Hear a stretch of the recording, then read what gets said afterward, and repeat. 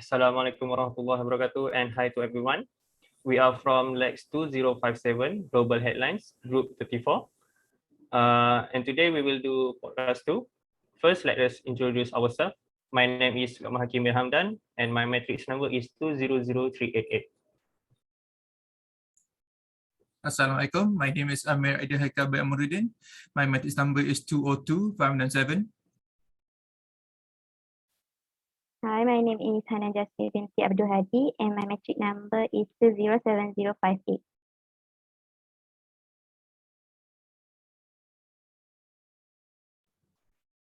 Hi, my name is Muhammad Zahid Mirza Muhammad Tulzai. My matric number is 203727. Hello, my name is Kamara Anwar bin Kamil Zaman and my matrix number is 208 and 467.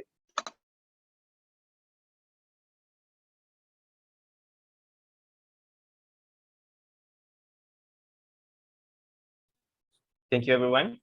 Okay, then let's start our podcast. Hello to all our audience. We are here again in Bite Size.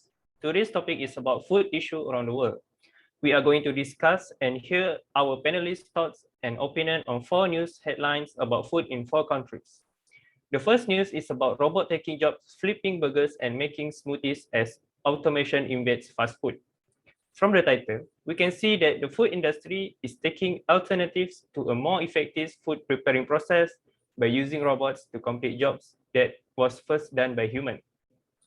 Without wasting any time, let's hear our panelists. Amir, his thought on this issue, like how this will affect the food industry or the human itself. Please welcome. Okay, thank you to Lukman. Okay, for my topic is about robots taking over basically food industries or restaurants. So there are many benefits and disadvantages when it comes to this topic. For one of the main advantages is that robots can be used as servers where they deliver food to the customers. The reason why people this is beneficial is because it will lead to less accidents occurring when delivering food quickly, basically. Another one is that robots can prepare food really quickly. There was basically a robot that was in America that was introduced, and it can make basically food in less than 3 minutes, which is very quickly, basically. But it's not all benefits when it comes to robots. There are also disadvantages. And one of the biggest disadvantages is that robots are basically replacing workers. Basically, they're basically taking their jobs. And when basically these robots are taking people's jobs, basically that means that normal people will not be able to earn money, basically. So that's basically one of the biggest disadvantages when it comes to having robots in restaurants. And the other one that I found while researching is that most of these robots are very, very expensive for the restaurants, basically. So for my opinion, for these robots, it is a good idea to have these robots, but it's also not needed as much, since human workers can also be very helpful as well. That is my opinion on this topic and my elaboration on it. Thank you. Thank you, Amir, for sharing your thought. So to conclude, the invasion of robots in human jobs have their own advantages and disadvantages. It depends on how we view this matter. Eventually, we need to be ready with any changes in the industry, as we are living in the era where technologies are used to make our life easier. Moving to the next headlines with the title, The Rice Exports Surge as Ukraine War Disrupts Global Food Supply. This news is based on Thailand, and according to the news, the rice demands around the world is increasing as the war between Ukraine and Russia spark. The reason is people afraid that they will experience shortage of food supply as the results of the war. Moreover, Ukraine and Russia are among the world's biggest supplier of wheat, which are the staple food of many countries such as Europe. They tried to find another option from in case the war disrupts the food supply, especially wheat around the world. Based on this news, we can see that Thailand rice exporting industry is hitting off while the war occurs between the two countries. So let me ask our panelist, Hanan, about her opinion according to this news. Please welcome. Thank you, moderator. So, the conclusion about the headlines is that about Thailand rice shipments surge when war breaks between Ukraine and Russia, because people worried about their food security since Ukraine and Russia account nearly a third of the world wheat export. It is said that Thailand rice shipments in early 2022 increased by 28% to 1.1 million tons. Even though they know that rice is not a perfect substitute for wheat, it can help provide food security during times of geopolitical uncertainty. The point here is that war really disrupts food supply, and it affects not only the nation that involved in the war, but it is affecting global food chain. Moreover, both Russia and Ukraine was the main producer of wheat globally. In fact, half of Africa's wheat import comes from Russia and Ukraine. The main reason is the wheat from these two countries are the cheapest in the market, so everyone with the low-income country also import wheat from them. To conclude, the food may be enough, but because of the war, the pricing and accessibility of the food become the problem of many countries. Thank you. Thank you, Hanan. So in short, the war between Ukraine and Russia affect the food chain around the world, as certain countries need to change the staple food because they are afraid that they will experience the shortage of food. Moving on, the third news headlines are from Italy with the title "Durum wheat shortage hits Italian pasta makers." For your information, durum wheat is different from the other wheat. It has more nutrients than other wheat varieties. Durum wheat is the main ingredient in pasta making because it's giving the nice texture and elasticity to the pasta. Italy gets their durum wheat supply from Canada, but for many reasons, Italy experienced shortage in durum wheat supply, and this matter worried the pasta makers. Plus, their local crop also experienced shortage. As all of you have known that pasta is the main dish of Italy. Based on the news, I would like to ask the panelists, Zarif, his views about the food ingredient shortage and the crisis that occurs the pasta makers. Please welcome. Okay, thank you, our moderator, Roman. Okay, according to the recent article about the raw meat shortage by News Italian Food, concerns are growing over substantial supply squeeze of a key ingredient, which is durum wheat, in many Italian pasta industries.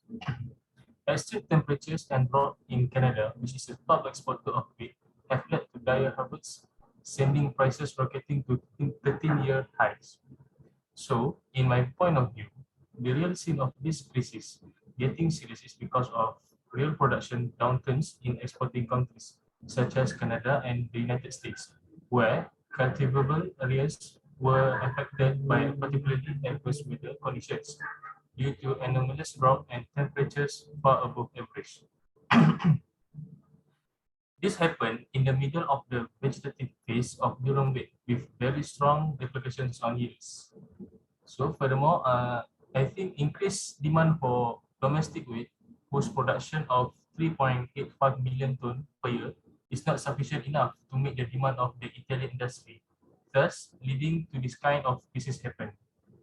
Moreover, the delays in late 2021 planting in Italy due to drought in October and heavy rains in November and December 2021, which could negatively impact the 2022 harvest. So I think this is my view regarding to this crisis that led to the industry of Italian in making pasta. That's all. Thank you, Zarif, for sharing your thoughts. Finally, the last news headlines that we will discuss today is 5 charts that show why our food is not ready for the climate crisis. This news raised concerns about how climate change has affected our food.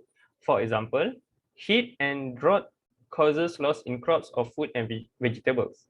Food production loss due to climate change is happening today. In Asia, rice fields are being flooded with salt water.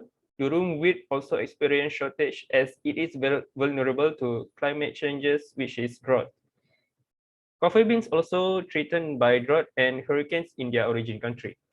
Because of these reasons, most of the crop cannot yield as much as they can in the past days. Now, I will invite our last panelist, Kamarul Anwar, to discuss about how to prevent this matter from happening. Please welcome. Thank you very much to the host. And just like the host said, yes, the crops are already seeing loss from heat and drought. The industrialization of agriculture in the last century boost production around the world, but that success also made our food system much more vulnerable to the growing climate crisis. Modern agriculture depends on high-yield monocrop from a narrow genetic base that needs lots of fertilizer and chemicals and irrigation, which make our surrounding to contamination. So I will highlight a few points that I feel important. Do you know that once there were hundreds of different types of corn, but due to the climate crisis, the hybrid seed which farmers replaced every year contribute to a huge increase in yield, but the expense of genetic diversity and quality such as taste, nutrition, climate adaptability. In the blink of an eye, in Mexico, they lost 80% of wheat varieties and 99% of corn grown in the US today is from hybrid seeds. Not only that, as I mentioned before, food production lost due to climate that are already happening in the country. The worst case scenario that can happen, and by the end of the century, the wheat from the Mexico can drop up to 7% and the soybean up to 12% and also rice up to 11%. So we can see that a climate change that happened is really a serious matter. So as conclusion, I hope that everyone take the responsibility to take action to how do we say that? To improve our environment. So that's all from me. Thank you. Thank you, Kamarul Anwar, for sharing your thought. In conclusions, there are many issues about food that we have discussed, which is food industry, food chain, and food supply, and shortage in the production of food crop. After all the discussion, we can see that the food industry that not only cause hunger, but also affecting the world economy and trading business. I hope everyone can get something from this discussion, and thank you for listening.